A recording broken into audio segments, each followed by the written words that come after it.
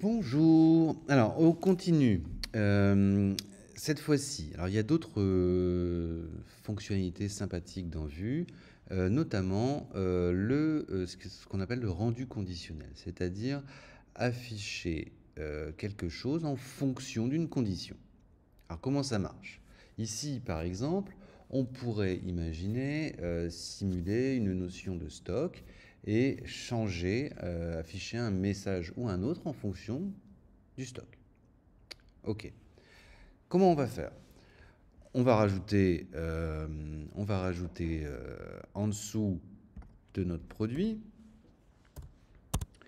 en stock et une autre balise P avec la rupture. Rupture. Voilà. D'accord? Pour l'instant, les deux s'affichent, évidemment. Ça serait mieux de savoir si j'en ai ou j'en ai pas. Donc, on va s'ajouter une propriété booléenne, donc un vrai-faux, à savoir si j'ai du stock ou pas. Pour l'instant, on va dire qu'on en a. Hop. De l'autre côté, je vais lui expliquer qu'elle doit afficher en stock si j'en ai et sinon afficher rupture. Très simple. J'ai juste à utiliser les mots-clés de Vue, c'est-à-dire v-if égale inStock, c'est-à-dire ce booléen que j'ai mis ici. Donc si c'est vrai, il va afficher ça. Et sinon, donc v-else, il affichera l'autre. Je sauvegarde et vous voyez effectivement que rupture a disparu.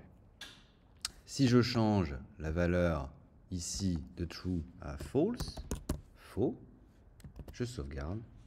L'affichage vient de s'actualiser ici. Alors ça peut être très pratique de pouvoir jouer avec ça. Bon. Néanmoins, pour l'instant, passer un booléen de vrai à faux, c'est bien. Bon. Et alors, oui, qu'est-ce que je... oui. Alors, en fait, oui, excusez-moi, je passe à autre chose. Il existe d'autres façons d'afficher ou de masquer les choses. Ici, il faut bien comprendre qu'un v-if, au niveau des éléments, hop, HTML ici que vous allez retrouver, il ne fait... on est ici, là dans la app, dans le produit display, produit container, ici, au niveau, vous voyez, il n'y a que rupture, il n'y a rien d'autre. Il existe une autre méthode pour afficher caché, ce sera le vshow. Le vshow, lui, laissera les éléments dans le HTML et ajoutera un style displayNone. C'est pas tout à fait la même chose. J'ai tendance à préférer le vif. Ok. Très bien. Faisons quelque chose d'un peu plus intéressant. Plutôt que de parler de en stock ou pas en stock, on va parler de quantité. Alors, plutôt que de in stock, je vais parler de quantité, donc inventory. Et on va dire qu'on a 100 en quantité. Sauvegarde. Alors, lui, pour l'instant, il continue à m'appeler, à m'ajouter ça, mais parce qu'il cherche inStock. inStock, on ne l'a plus, donc forcément, on est resté sur cette chose. Cependant, je pourrais utiliser, comme on l'a dit précédemment, du JavaScript. Et donc, cette fois-ci, la condition sera différente. On va dire que en dessous, on va dire que à partir du moment où j'ai, enfin, tant que j'ai plus que 10, tout va bien. On va dire en stock.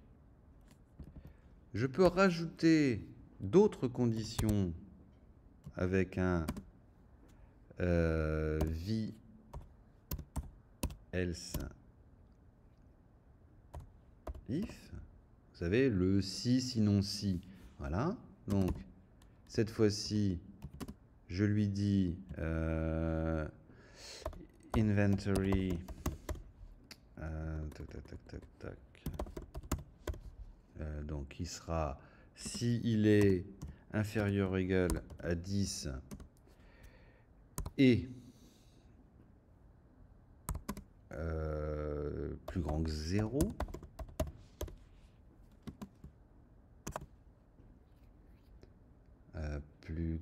strictement plus grand que 0, effectivement, cette fois-ci, on dit que on a de petites quantités. OK. Et enfin, bah, sinon, on a rupture. Pour l'instant, évidemment, je suis au-dessus des 10, on est en stock. Baissons notre quantité à, par exemple, 5. Je sauvegarde. Il m'affiche petite quantité. Et allons jusqu'à 0. Là, on est en rupture.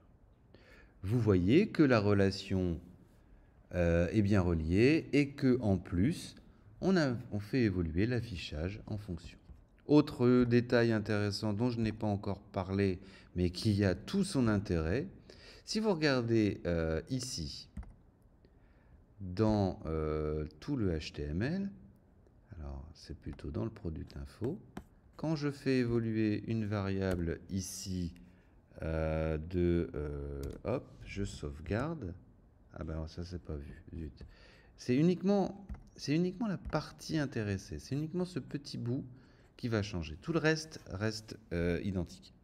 On ne recherche pas la page complètement. Très bien. Bon, bah écoutez, c'est déjà pas mal. Par la suite, on va voir comment afficher une liste d'éléments. Allez, à bientôt.